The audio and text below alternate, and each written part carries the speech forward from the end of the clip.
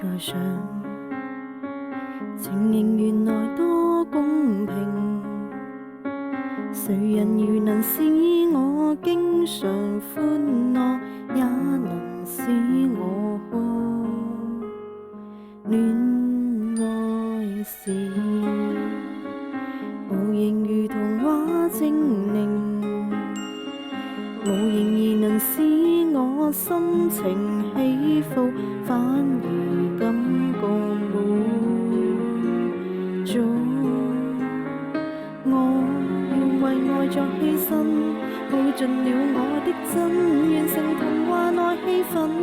現實縱使傷感，破碎公主的心，玻璃折射那幻覺極迷人。